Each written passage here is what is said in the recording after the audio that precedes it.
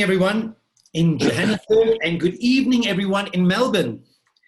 A very special welcome to our panelists. Each one is an expert in his field. And a warm welcome to my good friend Rabbi Yitzhak Reisenberg from Central Shul in Melbourne, who's co-hosting this event. Thank you. The topic of today's webinar is our parents, our grandparents, the problems and the solutions. Now, in my view, there are three pandemics. The health pandemic. COVID-19 has affected almost 18 million people throughout the world. Think about it, 18 million people. The second pandemic is the financial pandemic. People's lives have been turned upside down. Industries have been wiped out. People who were rich a few months ago are no more rich. And of course, then there's the third pandemic, the emotional pandemic. The pandemic of loneliness, anxiety, depression, despair. Many of our seniors in our city live with their kids and grandchildren in other provinces or in other places in the world. And they've been very, very heavily affected by this. Today, we're going to hear from three experts. Dr. Barry Levine, a GP with a special interest in geriatrics. Dr. Levine will be followed by Dr. Ryan Fuller, an old age psychiatrist. And Dr. Fuller will be followed by Rabbi Ari Kievman, who runs Chabad Seniors. Now, I've seen Rabbi Kievman's work. I see the amount of time that he spends teaching, counseling senior citizens. And I've seen the 250 parcels that he gives out every single week. This man is working 18 hours a day in this call to help people.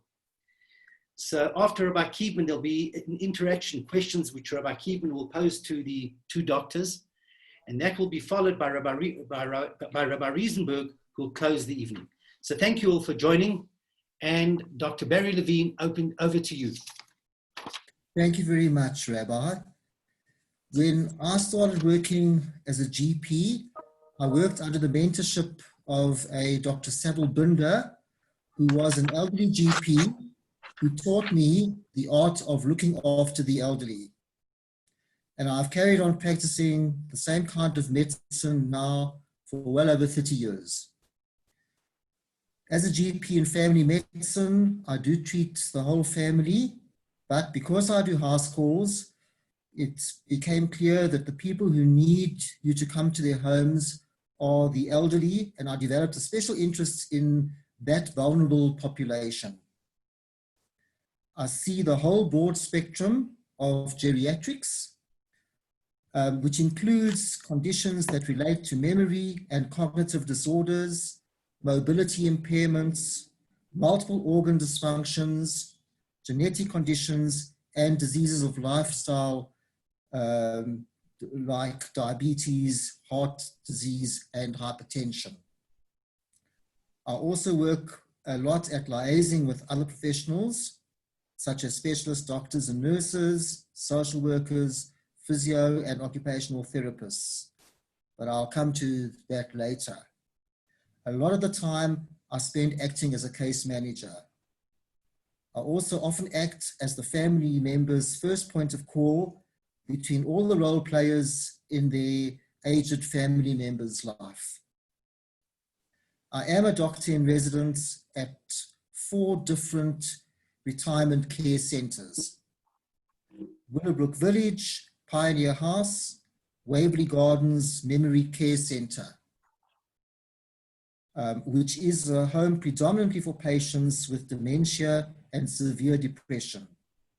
I am also a doctor for San Sereno in Bryanston, and I also see patients at Melrose Manor. I do house calls mainly to elderly and disabled people and see them in their homes. My patients at all these places have varying levels of needs, from basic assistance to full-time care. The kind of work that I do is very specific because you have to give the patient a lot of your time. You actually have to have a lot of patience with patients. And you have to hope that the patients have patience with you as well. the elderly patients that I treat are predominantly on polypharmacy. This means that they are taking a lot of medicines for various conditions prescribed by different specialists, and then I have to make sure that I'm looking at the patient holistically. This is to make sure that I'm keeping track of all these different medications and their potential interactions and side effects. This has become quite challenging because what happens is that I find the patient gets taken away by their families, this is before COVID mainly, to the specialist without me even knowing about it, and I lose track with what's happening with the patient. This is one of the many problems of communication in our system, which is affecting the elderly particularly. Geriatric medicine is individual and challenging, as no two elderly people are the same. A lot of my time is spent talking to the families of the patients who I try and phone after I've seen the parent or family member. So the challenge is not just managing the patient, but also communicating with and supporting the patient's families.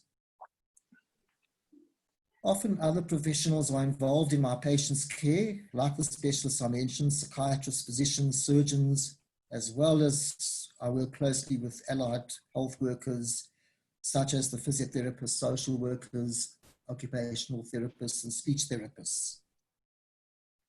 I try and be responsible myself for managing the referrals and coordinating between these. And really, it's an effort to try and make this multidisciplinary approach, because I believe for the elderly, we should be a team looking after them. Otherwise, it doesn't work. What is often not realized and neglected are the psychosocial aspects of what the elderly experience. This is one of the major reasons I agreed to participate in this webinar, because I feel so strongly that as a community and as doctors and the allied professionals, we are failing the elderly. And I'm hoping that talking here will actually make much more of an awareness of these difficulties. I don't say that we can solve the problems, but I think if we united with it, at least we can try, especially in the terrible times of COVID today. Now, the elderly experience losses of independence on various levels, ranging from their car keys being taken away from them to losing the ability to walk and sometimes to talk. I remember once a patient wouldn't talk to me for weeks because she had her car taken away from her.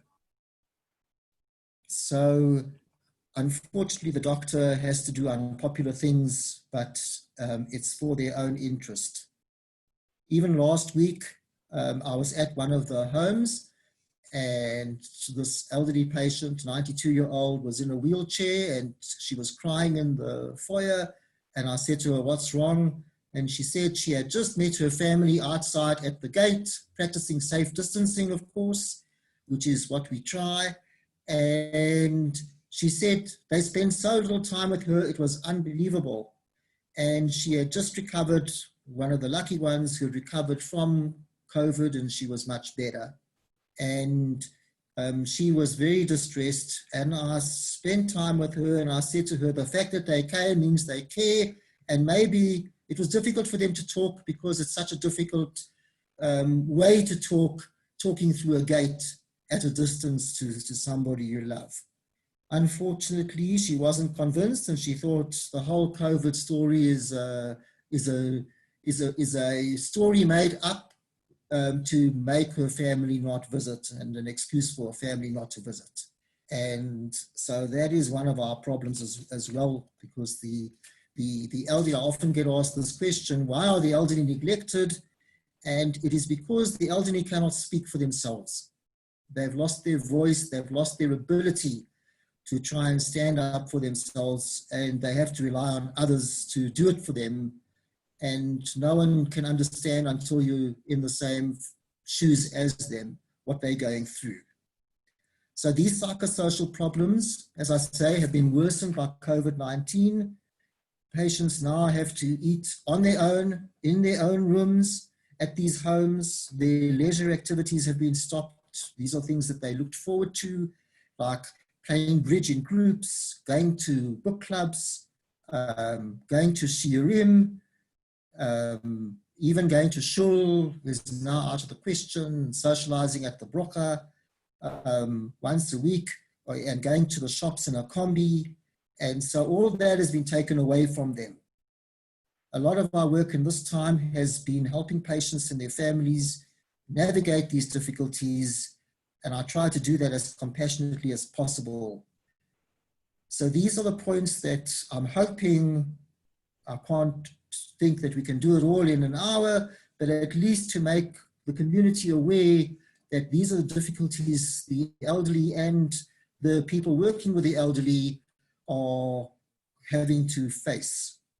I want to end with a quote in my little talk from a book, a textbook, which I used when I was a student, written by Professor Papworth. He was a British physician, and his book was called A Primer of Medicine. And this quote comes from 400 years ago, but here it is. He says, the doctor's duty to their patients has been summed up by this old saying that it is to cure occasionally, to relieve often, and to comfort always. Thank you.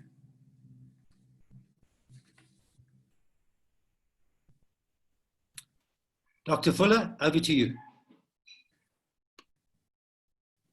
Thank you. Thanks very much, Dr. Levine, and thank you very much for asking me onto this very distinguished panel at this crucial time. A lot of what Dr. Levine says really applies to myself, so I think I'll just give you a brief overview of who I am and what I try and do.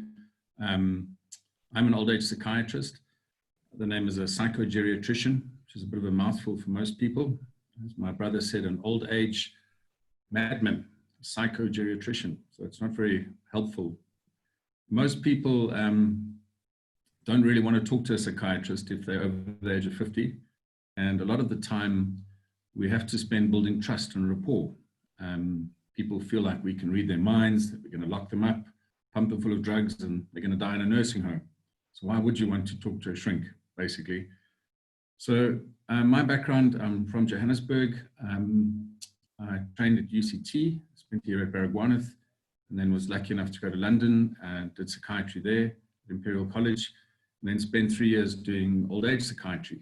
As you're probably aware, in Britain, Europe, a lot of the population are elderly, and so they have the luxury of much more advanced services. Coming back to South Africa, I spent a year at Sterkfontein Forensic Hospital, and then in private, I went to Kiso Clinics in Parktown and Alberton. We have a multidisciplinary team in private. As Dr. Levine has said, we've tried very hard to build that. South Africa has a problem in private healthcare.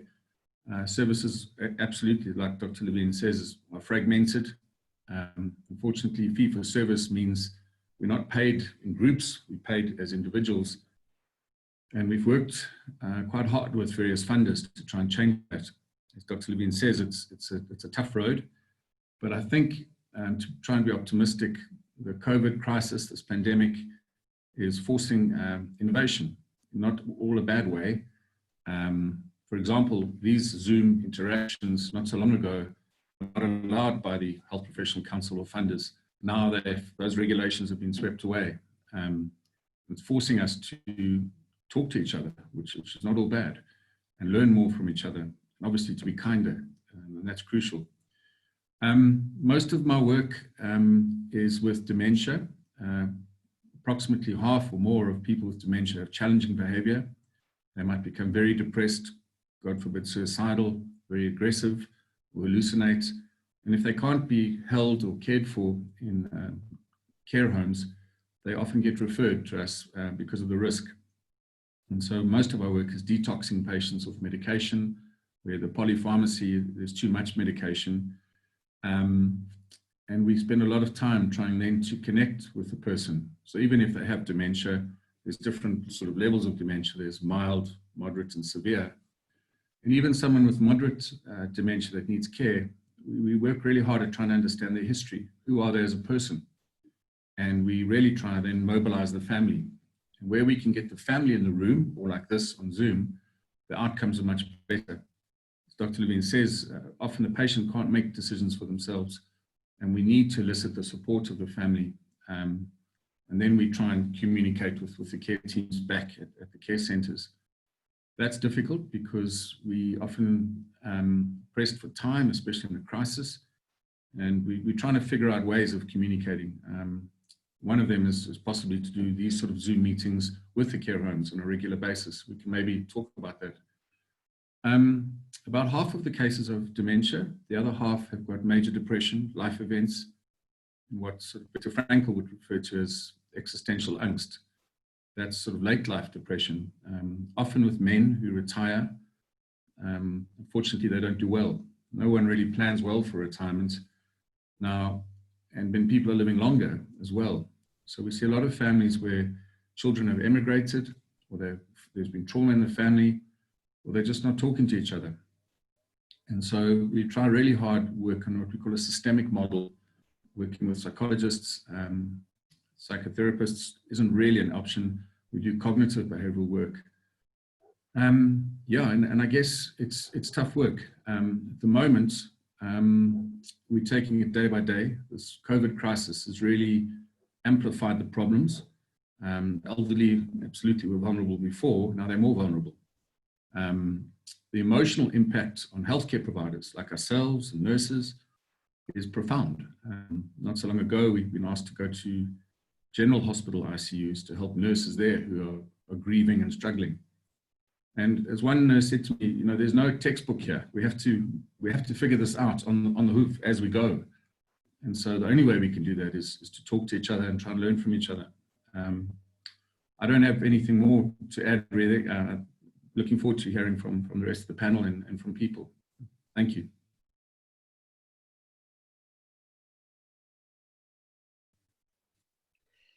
Thank you, Dr. Levine, Dr. Fuller. Sure. Just hearing what you guys do, and it's incredible the work that you are doing for the elderly in our community, and certainly many of them are very vulnerable. But there's a lot we could do more together, and I really appreciate and cherish what you do. I think it's important to realize, myself being in the sandwich generation, having had elderly parents, the golden years really is a time to increase, not to decrease one's activity. So you talk about depression and apathy and the challenges that many seniors face, and I'm not sure, I mean, maybe you could explain in a moment, if that's something that is inherent to the aging process, or if that's not necessarily so. Not every senior who I interact with necessarily comes across as depressed. And from a Torah perspective, I would think, just as there's clinical depression that you deal with, there's also a sense of spiritual depression, where sometimes there's a void within oneself. And I think that when one is able to fill that void, I think that depression, again, not clinical depression per se, but a sense of spiritual emptiness, it's a calling that I want to fill my day with something more meaningful. And perhaps it's the soul crying out and asking for more meaning in my life.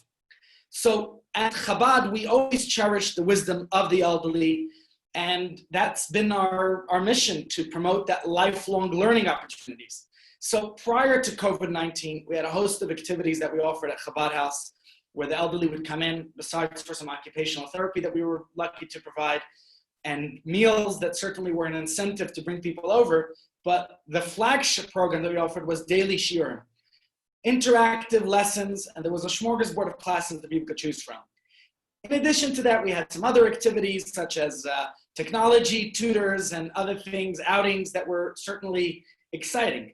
But now we're in a whole different era, one that we didn't anticipate, one that we didn't know would come our way. And considering that now we are during this pandemic of COVID-19. And we cannot offer these activities. So the question is, what can we do for the elderly to fill their time in a meaningful way? So personally, and with a team of volunteers, we at Chabad House have tried to reinvent ourselves in numerous ways, whether it's dealing with seniors themselves, or with the families, or with nursing facilities and retirement villages, to try to fill in that spiritual void that's there. But the spiritual's somewhat dependent and connected to the physical as well. And I'll just share a little bit about what we do, and then I want to open the floor firstly to ask all the participants. If anyone would like to ask questions, please feel free to put them in the chat. But I personally have some questions to our distinguished doctors as well. But just to share with everyone, what are the things that we're doing at the moment, just considering that the impact of this pandemic really is one that has affected us in so many ways, whether it was financial for many people, emotionally, psychologically. People are really overwhelmed, and I would say particularly the elderly, because the lockdown has really impacted those who are senior. They can't go out. Until now, we were saying that avoid that stagnation, get out, go places. We were telling the seniors, come to Chabad. We were creating all these incentives to bring them over. And now we're saying, no, stay home, don't interact, don't be there with others. So what can we do to keep people active and motivated and animated? What is there that we could do for them? So what we've been doing is, firstly, we have daily Zoom shiurim, classes, lectures, workshops. There's so many that Chabad provides, and we have a specific one every single morning from 10 to 11 for seniors, where they could participate. And it's not only, some people think that they can only join by Zoom. If they're technologically challenged, they can't. I just want to let everyone know that Zoom has a phone number that you could call in and put in the meeting ID, and your elderly relative can be part of our Zoom lectures. So that's one area of the spiritual void. Every single day we have volunteers who are calling seniors, and these are wellness checkups, just to see how they're doing. And we have received very valuable feedback. We've known when to get professionals involved. Some of the seniors don't have any family here. Many of the family have moved abroad. So we are their point of contact. And in that sense, we know when to call, whether it's a doctor or Hatzalah or whoever it might be, get the Chevra Kadisha social services involved. So it's important that people know, and if you know a senior who's lonely, who would appreciate that phone call from a volunteer. I myself am sometimes the person who's making those calls. I can't make all the calls because our list is very long. So we have volunteers, and the volunteers are compassionate, and they're there to listen to you and to hear what a senior's needs are, and then again to refer to the professionals in cases where that's necessary. In addition to that, every Friday since before Pesach, we have been sending out care packages to seniors, and we have two tiers of that. One is just saying we care for you and sending out a treat to many seniors. It might be challah and grape juice with Shabbos candles. It might be a nice, delicious hot soup or ice cream last week, every week with some other treat. And then, of course, there are seniors who need more assistance. And for the elderly who are alone and need help, we have food parcels. And these are really essentials that one can use throughout the week. Plenty of good, nutritious food to keep people going throughout the week. So that's helping people spiritually as well as physically. But then again, I'm only a rabbi, and let's talk a little bit about what seniors can benefit from and the family who are participating. So if I could ask the doctors, how has the pandemic affected you and your patients? And if both of you can perhaps share and what everyone could gain and benefit listening to this. Dr. Fuller, you want to start? Could unmute yourself. Okay. So I thought, okay. Yeah, good question. Well, overnight, the pandemic shut my practice down. The hospital said no people over the age of 60. And so, unfortunately, we're hospital-centric, which is a problem in itself. So you have outpatient clinics in the hospital and then inpatients. So for about a month, we didn't have elderly patients at all at the clinic. So we had to overnight revert to Zoom, which is a big problem because if you've got patient files in the hospital, you have to now transport them to your home. And many of us, like myself, don't have much experience with Zoom, so we had to learn very quickly. as you say, many patients didn't have technology, so we had to phone them proactively. And in the beginning, it was, to be blunt, very chaotic. A lot of patients panicked for medication. They were worried they couldn't get their scripts. So overnight, we had to send digital scripts. In South Africa, you have to, there's a law really, the doctor has to have an original script signed. Thankfully, most pharmacists accepted emailed scripts. And something as simple as that was a big help. And that forced us, I started typing scripts, for example, is before the doctor writes them. And so very quickly, we had to save all of this data onto the computer. And again, trying to be optimistic, we realized that that was good, because then when the patient phones for a repeat script, we don't have to use the file, it's on the computer. And I think something you said earlier, Rabbi Kiedman, was you have to be proactive. Every day you have to take a step forward. I know personally in the first month, I was in shock. I was not being able to be proactive. And then we started with the team. We were very lucky to have a team that now are doing home visits, OTs, psychologists in their gear. And we quickly realized that we had to help each other to be calm. If we weren't calm, we wouldn't be able to think clearly. And a lot of the patients were very, very stressed. One of the big funders here at Discovery Health, I'm sure they won't mind if I mention, started doing podcasts. And we did 2 of those, very similar to this really. And it was just an information session talking about what could be done. And we started directing patients to those resources and things.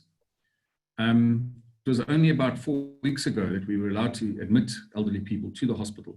The message to our patients was, don't come to the hospital. Don't go to the doctor's rooms unless you really have to, but contact the doctor. And the families were saying, well, when do we contact the doctor? And so a lot of that education was, people were panicking for a slight cough or a headache or some minor issue, understandably. And so I'm pleased to hear your calls, and maybe later we could talk about how to link those with healthcare services, because I think that's, you're already doing that, but I think it's brilliant. In the UK, before the pandemic, there were befrienders, they called them. People who would, lay members, volunteers who were a bit trained, would go and knock on the door and say, hello, how are you? Offer some companionship, some time. And that model works really well. So in the last 4 weeks, though, we've been able to admit patients because we don't have a choice often. There are more patients that are COVID positive. And day to day, the rules are changing. And so one has to be very patient. But at the moment, if the patient's COVID positive and we've waited 7 days and they're not infectious, we're allowed to admit them under strict rules where they have full desanitized rooms. They isolate, unfortunately, for a week. But now we're using technology. We go into the room with an iPad. And so we can then bring the other physicians and whatnot into the room. And it's difficult. But we are able to get reasonable outcomes. It's not perfect. And then the patients get discharged again back home. Just this Can I ask you on that note, Yeah, sure. do you feel that there's a difference between the personal interaction versus that phone call? So you're there with the patients, but you know, from my experience, I found that some seniors are requesting a personal visit. And I, as a rabbi, then will don the gear. I'll make sure I'm wearing a face mask and a shield and be there and keep social distancing, so standing 2-3 meters apart from them, but to be there in their presence. Is it a greater impact? Is there something better about that versus just the phone call? That's a great question. Before the pandemic, there's quite a few studies that show that many elderly patients don't have any physical contact at all for months. No one touches them at all. And that lack of tactile stimulation leads to further isolation at a physical level, not just a spiritual level. And so we ask nurses and carers to take the blood pressure, to sit and hold hands where it's appropriate, always being respectful. And now you put on this gear, and a patient that's already a bit anxious, now see you look like an alien, you know, from another planet. One of the things, so yes, the short answer is, in a lot of patients, we said to them, please don't come to the clinic. We don't want you to get coronavirus. And they insisted. They said, no, we have to come in. And the families wanted, I think, some reassurance that it's going to be okay. I know there are times where I know the risk is manageable. I'll hold the patient's hand. We obviously clean ourselves, you know, desanitize before and afterwards. We've checked that the patient's status is, but I'm still wearing the mask and the visor, as you say. it's very hard not to be human, especially if someone is stressed. Sometimes someone needs a hug, you know, and that's important we don't lose that. Just on that point, in ICU setting, when people are unfortunately moribund, ventilated, and perhaps at death's door, now that the nurses come in their full gear, Netcare, for example, have got a compassionate policy where the families can go in if they wear gear. Because there's this perception, unfortunately, that people die alone.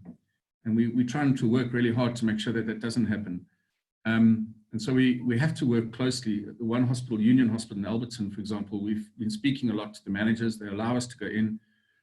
And what we're trying to do is get face badges. So in America, we saw this, it's quite a big circular badge of the physician yourself's face. Because in pediatrics, you can imagine a sick child is terrified. So I think we have to be clever. We have to really work hard at work. What we do when we go in, I should drop the mask. I've still got the visor and I smile. And I say to the nurses, you must smile. They must see that you're human. But yeah, it's you see the smile through the mask. No, you can see it on facial expression if they're smiling. Look, yeah, I think you can if you've got wrinkly eyes like me, maybe. But some people, it's hard to read their faces. It's not easy. I don't know. Right. I want to comment about why we have volunteers doing the food distribution. Some people ask me, why don't we hire a delivery company? There's some good delivery companies that are even willing to volunteer their services. Yeah. And one of the benefits of having volunteers doing the food distribution every Friday is that personal interaction. And that's why our volunteers take between 3 and 5 parcels, because we don't want them just to drop off the parcel. Right. We want them to actually interact with the senior they're visiting, see how they're doing. And we've gotten very beneficial feedback. You know, we've been told about certain people, you know, whether their home condition, whatever it may have been, that we were able then to take it further based on that personal interaction. So it seems to me that the personal interaction is tremendously beneficial. If I can just make one quick point. I know Alzheimer's Disease International have got a sort of one-page form which says, this is me. And I'm sure a lot of care homes have this, but I don't see enough of them. And this is, you know, my name is Joan or John or whatever. I'm from so-and-so. I like this. I don't like this. I'm important because ... And we had one patient whose husband was on the hood in the Second World War, you know, that apparently was part of the team that sank the Bismarck. And every person she met, she said, my husband was on the hood. Now the carers had no idea who the hood was. So we spent a little bit of time explaining. And just that simple act of bringing people together to say, this is not just some old gogo geriatric person, you know, there's a life, there's a history. Everyone has meaning. Yeah. And I think we sometimes forget that it's difficult because you're attending to the medical stuff. But at the end of the day, it's about saying, who is this human? I mean, without judging and just trying, you know? So I think... It seems like these days, both the healthcare and the patient have to hear that, because yes, for the healthcare, you need to know a little bit the background of this dementia patient. But for the conversely, the patient needs to know who you are. You're wearing a mask, and the chances are in the hospital, you're probably wearing all that hazmat suit and everything else. They can't even see you. So it's worthwhile to have a little bit of a short bio there too. Without a doubt. Yeah. Yes, if I could Dr. just... Levine, have you got any thoughts? Sorry? I Dr. Levine, just ask the... Yes, Roberto. Yeah, yes, just ask the panelists. We're focusing very much on the elderly. Perhaps if I could ask you to address it perhaps from the point of view of the children, because here in Australia, a lot of South African immigrants, and most of them travelled once, twice a year to see elderly parents and touch base with family, and that connection has now been severed, and it is causing a lot of anxiety. So perhaps if Ari and the doctors, if you could really address the conversation really from the children's perspective, who need to reach out and really feel helpless too. I mean, we spoke about the elderly don't have a voice. The children are also adversely affected with the tyranny of distance here. Absolutely. Certainly from our side, and I'd love to hear from the doctors, please, but from our side, you know, we're trying to build that connection. Until COVID, we were very instrumental with that because families were able to reach out to Chabad and we were able to assist in various ways. We were going to the retirement homes, to the nursing facilities, but now we're as restricted. We can maybe send things that people are asking. We've had some volunteers do shopping for seniors, but I think it's much more challenging today than ever before. And one thing I've seen was where nurses or other members at the facilities are able to maybe do a FaceTime or Zoom call. But beyond that, I think the doctors could fill in here what we could do, perhaps, or what more of the facilities can do. And I think this might apply not necessarily to people at facilities, but individuals who live at home and don't have family here, their family is abroad, and the family is very worried. I found that a big problem in my practice. I've had quite a few patients these last few months whose children, oddly enough, live in Australia, and obviously they haven't been able to come and see their dying parent. And myself and the matron of the home have been the only people that they can talk to really about their parent. It's been terribly difficult. We speak to them on WhatsApp. We spend a lot of time with them. One patient I arranged with a palliative specialist and we went on Zoom and we had a 2-hour session on a Sunday. There's a lot of, I wouldn't say baggage, but a lot of feelings amongst the children in Australia that they feel they're not there with their parents. Guilt comes into it, but it's even more than guilt. There's a frustration that they cannot be there because they know they would be there if it was so, that it was a normal society, they would be there. And that's where their frustration comes into it, that they're not there, even though they know that if the parent was in a hospital, even though the parent never had COVID, they still wouldn't be allowed to visit. They still feel they would be in the same city. They would stand outside the hospital. They would feel closer. Being on the Zoom, being on the video with WhatsApp, it helps to some extent. It does really help. It's marvelous, but it doesn't take the place, as Dr. Fuller rightly said, you've got to be able to give the patient a hug. You've got to be close. We're a society that does that. Particularly in the Jewish community, and this is what's happening. I know that the Chabad do wonderful work, and maybe I should give these families Chabad's number as well, because then people could come and visit their loved one as well, and they could get a separate view. A rabbi did come and see the one particular patient. I don't think he was from Chabad, but at least he came and the family had some closure. But it is a terribly difficult situation and very complex.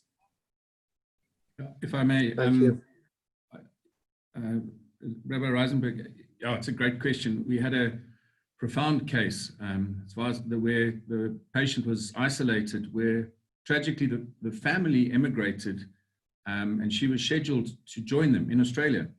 And literally a month sort of after lockdown, and now she couldn't. And she understandably struggled to cope. And the family were beside themselves because they'd done everything right, and now suddenly it couldn't happen. Boom. And this is a lady who had a visa, she wasn't sick. And it taught us a lot. It taught us that we had to make time for the family. And that part of our job was for the family, whereas before, Dr. Levine says they would come in, now they can't. So you had to make half an hour time to Zoom, to talk to 3 or 4 different family members and do what you can. One of the lessons was, we taught this, but it's difficult, is to think proactively about, dare I say, an advanced directive or living will. I know in Britain, to be blunt, the government has asked physicians, healthcare workers to work with the staff and say, in a worst case scenario, if the hospital beds are full and people need care, what do the family want us to do? And that's a difficult discussion, but it's a very important one. because you can try and avert some of the crisis, the intensity, if the family feel that they are planning ahead. And to be blunt, we say, look, we're not saying if your loved one is going to pass, but if they are 85 and they're healthy, we need to be realistic. In the next 5 to 10 years, if there's a problem, what can we do? And one of the things that I'm learning today is the good work that you're all doing. And I realize that I see one of the questions is there's a cancer support organization that also calls people. And the point was we should combine our communal resources. And I get frustrated because I wish there was a place we could go to say, well, who's doing what, when, and how can we leverage those skill sets? It's literally feet on the ground, sense of community coming together. And because people are being paralyzed by what's going on in society and all of this, now is the opportunity maybe to step forward like you guys are doing and say, okay, if you guys are already doing this work, so now I'm going to be mindful. Certainly with Dr. Levine, I can now say, okay, I know that there's a like-minded physician who's doing great work. How can we work together? There are a lot of very good people who do palliative services, who do outreach work. And so somebody's got to take the lead. Of course, we're hoping that we can find people. But the other quick thing, and I'll stop shortly, we're working in Cape Town and IHI in America, Institute of Health Improvement, because they're going through the same problem and the same in Europe. And what can we learn from what they're doing? So they do a daily Zoom where we can get nursing homes to dial in and we just share lessons, if you like. What we're trying to do, certainly with Netcare, I know they won't mind me mentioning, they're very keen to work with organizations like yourselves. And we can get to the decision makers. That's what I wanted to say, yeah. Thank you. That's great. There's a lot of questions coming through. So perhaps I could just quickly paraphrase a few of them. Dr. Fuller, you mentioned earlier about people who want to go to the hospital and you're trying to prevent them. One of the questions coming through from anonymous attendee says, how do you deal with an elderly person who refuses to go to hospital at any given emergency, and then they land up with more life-threatening situations? We go to the home and we put them over our shoulder and we just take them in. No, we don't do that. We talk to them. We're not, okay, in South Africa, and I think Australia is similar and Europe similar, we're not allowed to do anything without the patient's permission. If the patient can't make that decision, the simple way of answering that, you have the right to make an unwise decision, but not an unsafe decision. And so we don't want to work with patients if we're going to terrify them and force them. If the family, and we know that it's a life-threatening problem, and we have to admit, we talk closely to the family, any attending physicians. We use the Mental Health Care Act very rarely. In 8 years, I've used it twice, for example. And what we do is we talk. And so there's a case at the moment where the lady, unfortunately, is drinking too much alcohol as a way of coping, and she refuses help. And so we've got community psychiatric nurses. They're lovely. You know, they don't go out with handcuffs and whatnot. We knock on the door, and if we get a shoe thrown at us, that's okay. We try really hard to talk. Mostly, the patients are terrified. And if they sense that you can maybe help them a bit, they will ultimately accept care. I know, I'm sure your home visitors as well have similar experiences. But yeah, we have to go to them basically and talk to them calmly. Got to make sure that the hospital, that side that's accepting the patient, is ready as well. Yeah, I hope that answers some of it. Yeah. The question is there any convincing word to tell someone who needs to seek medical attention and help and assistance? And I think the frustration that the questioner is asking is what they could possibly tell them. But I guess at the end of the day, every person who's of sane mind is responsible for themselves. And as long as they're not compromising anyone else's safety, they have to make that decision themselves. If they can. If they can't make the decision. Someone else was asking about technology training for seniors. Now, we used to offer that at Chabad, but I don't know how to do such a thing virtually. So do any of you have a response to that question that's coming here, that this person feels that people who are elderly can benefit from learning how to use technology, whether it's WhatsApp or Zoom or other applications? Any suggestions? It's a very difficult thing to ask the patients to change their habits of thinking as far as technology is concerned.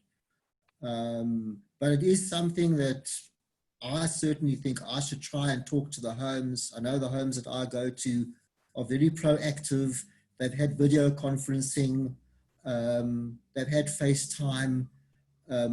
Many of the patients' families that I speak to say that they saw their father or their mother this morning and they could see what their mother looked like and they feel quite grateful about it.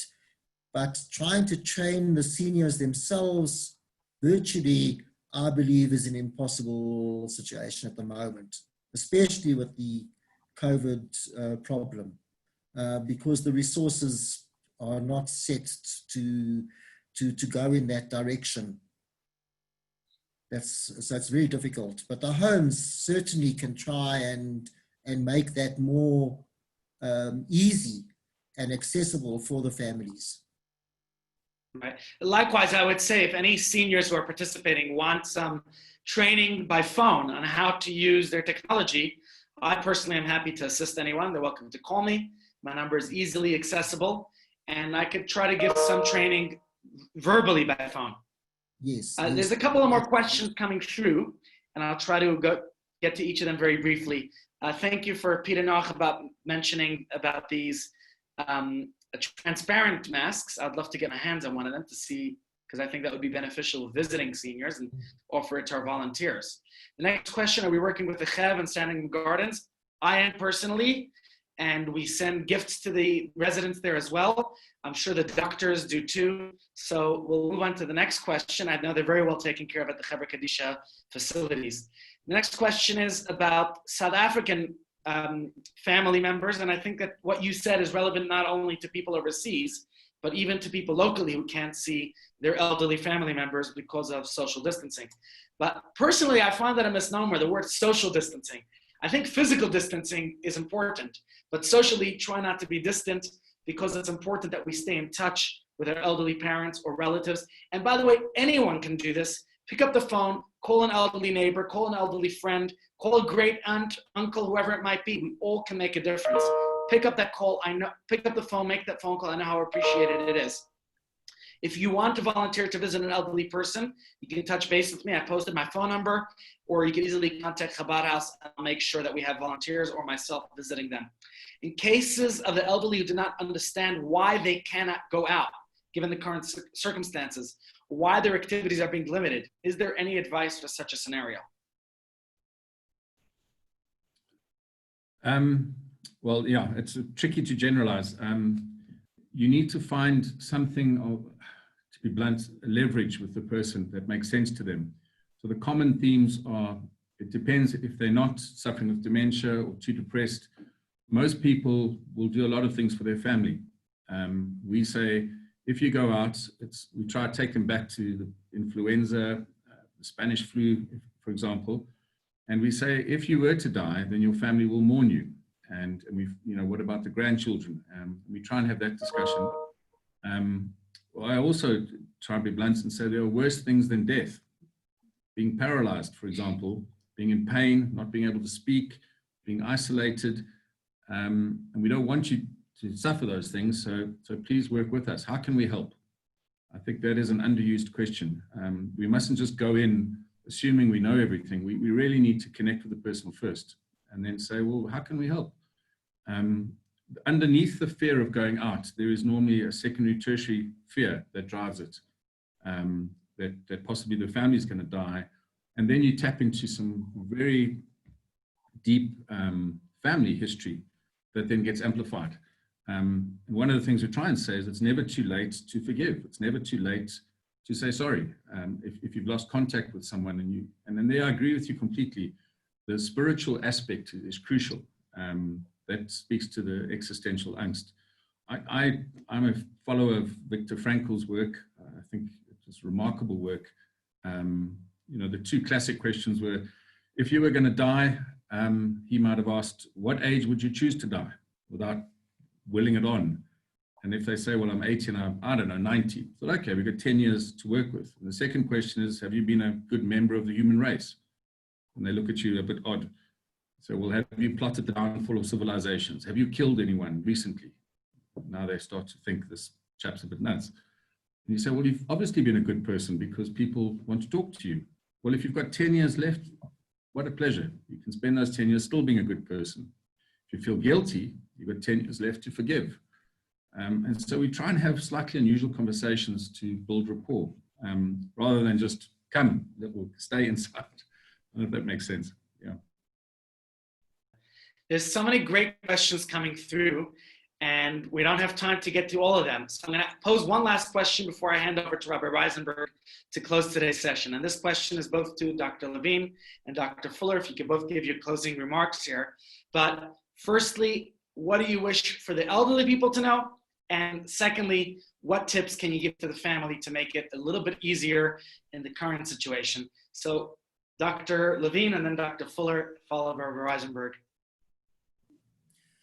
Okay, I'd like to say to the families that the way to look after your elderly is actually to make a habit of it. Because if it doesn't become a habit, then people seem to lose the impetus. For instance, I think that if the families come every Sunday morning, then they will come every Sunday morning. But if they say, oh, well, we'll come sometimes, it never happens, because that sometimes just becomes a never. And so they lose touch. So it is actually got to be realized that they've got to give time of themselves, make the time as though they're looking after their children in a lift scheme. They've got to see it in the same way. I don't think it's a lack of love. These are their parents. But I think, as they say in Afrikaans, "Mense is 80 oog, 80 hart," which means in Australia, out of sight, out of mind. They don't think of their parents.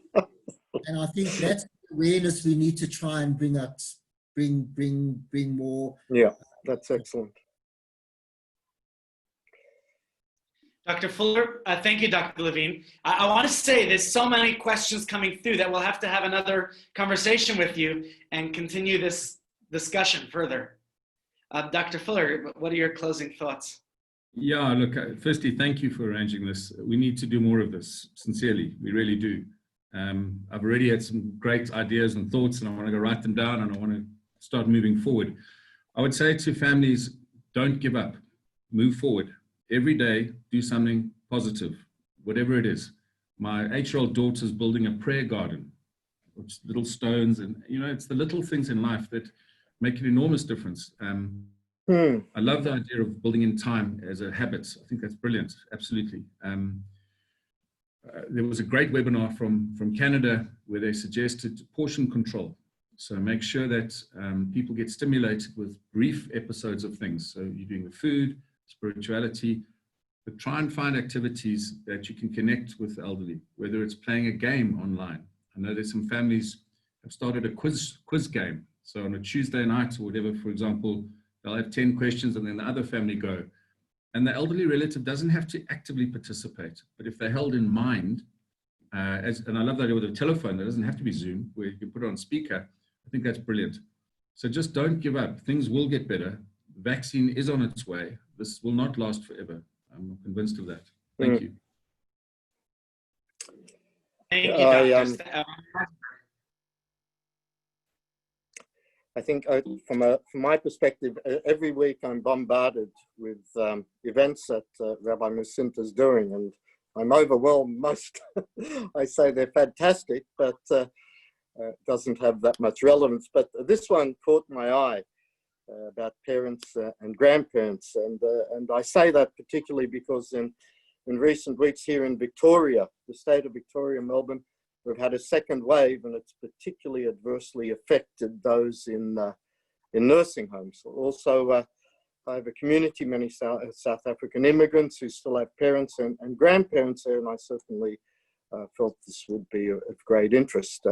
Even on a personal note, my mother, may she be well, who's in Sydney. I normally travel to see her every month, and I've seen her twice this year. And the same, my mother-in-law now is here in Melbourne, but not only is she in lockdown, she's in lockdown in her room, and it's quite stressful for my wife.